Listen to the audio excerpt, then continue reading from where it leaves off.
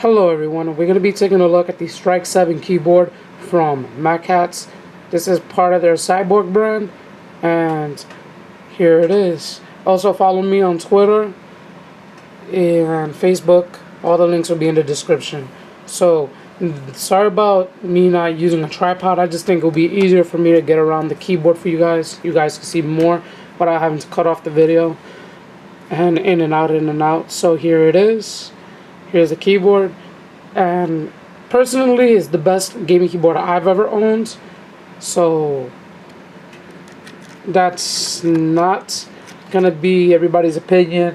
Everybody's gonna have their own opinion on the best gaming keyboard. I just love the way that this thing works and that you can control your shooting with this. Here we got a scroll wheel. So let's get to the keyboard. We got a little LCD screen right here, and it's a resistive touchscreen, so you don't need, it's not heat capacitive or whatever, electricity capacitive. I don't know how it works with capacitive screens, but this is a resistive screen. We also get a little cool little light thing that you can change right there. Also, we got this right here, this button that takes you back to the main screen. Here we got 3 actual buttons. These are for changing the lights. You can program these to change whatever color. You can program 3 colors into these 3 buttons. Right here, as you can tell, we just changed it to pink. We usually preset this at blue right here, and the camera's not coming out to be that much of a blue color, but trust me, it is. We also have white preset, and the pink we just never really changed because we really are not going to change the colors of the keyboard that much. But that's a standard. That's just a standard preset when you get this keyboard. That pink will be one of the buttons. So let's put this back at blue. Right here we got your wrist rests right here, which work okay. They're pretty flat, but they do work, and you don't get tired after a while. But you do notice that it's a little flat. It's not comfortable, I mean, because it's hard. It's not a soft pad, but at least you have it. These are adjustable so that you can adjust this if your hands are a little longer. Everything is adjustable to customize as your size.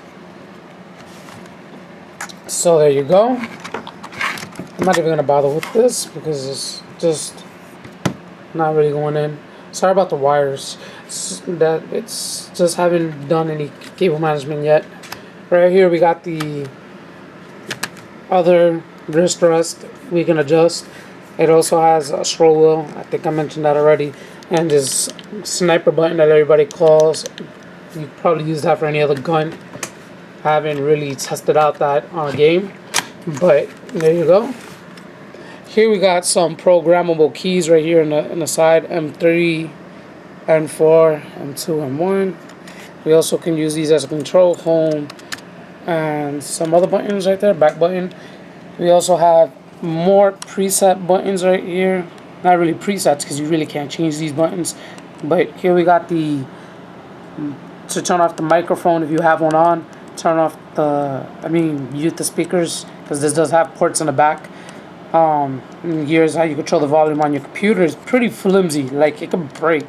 There's nothing supporting it in the back, so that's one of my disappointments with this keyboard. So there you go. So again, no support right there. Right here we got the number pad right here. We got some more programmable keys, and your up, down, left, and right buttons right there. Right here's where you're gonna be looking at your light indicators for your num lock and stuff like that, or your locks. Right here we got more keys, the FN, whatever, and all this, and the Windows key right here, which is in its usual place. The space button actually overlaps the keyboard a little. I didn't have any problem with that, but it does go a little bit out, and in the bottom there is a cutout for that to go all the way down. So just putting much nothing to worry about right there.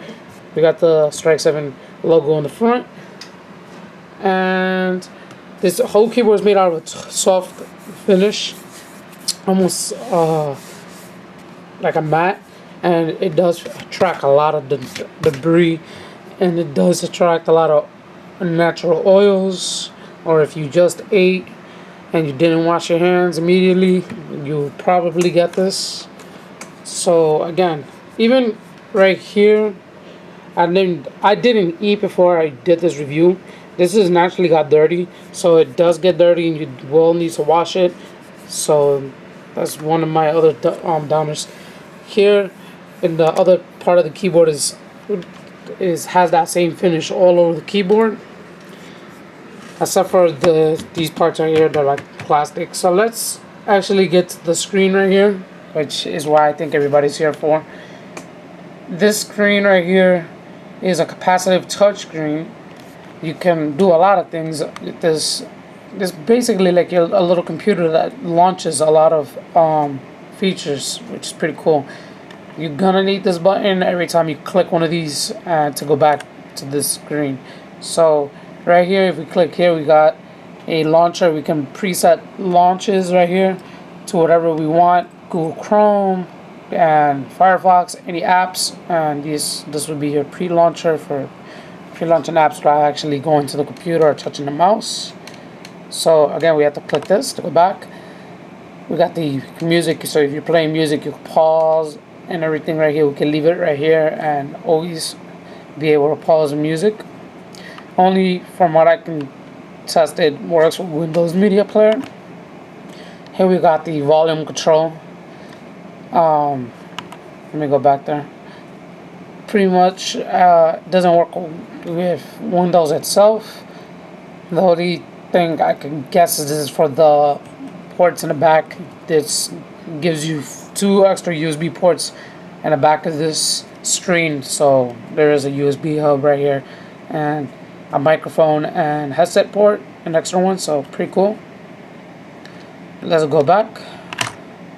We have a brightness. This just controls the brightness of the keys. So let me show you guys right now. If hopefully it does show. Right there, we can actually completely turn it off. So just letting you guys know.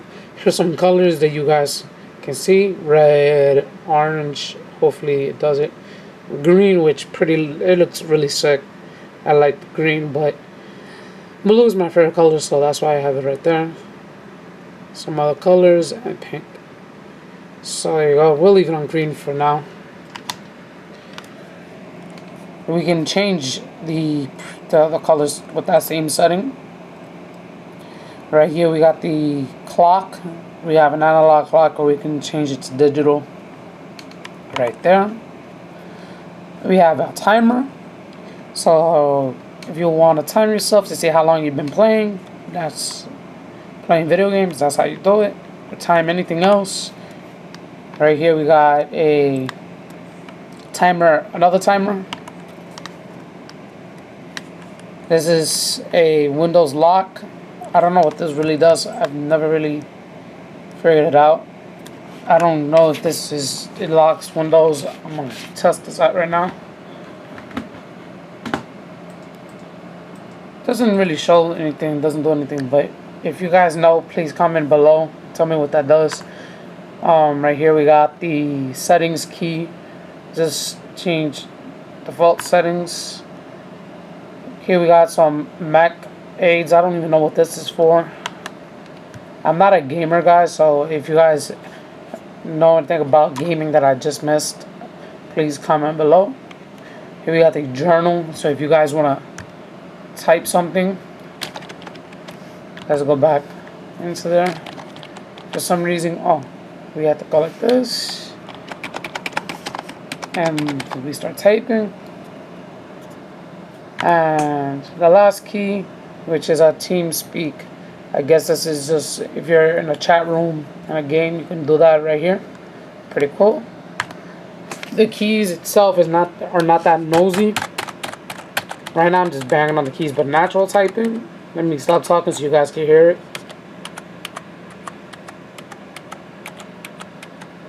These are not mechanical keys like the ones that people really like.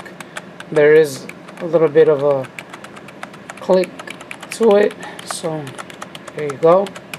And that's my review of the Strike 7 keyboard, guys. Comment, rate, and subscribe. Thanks for watching.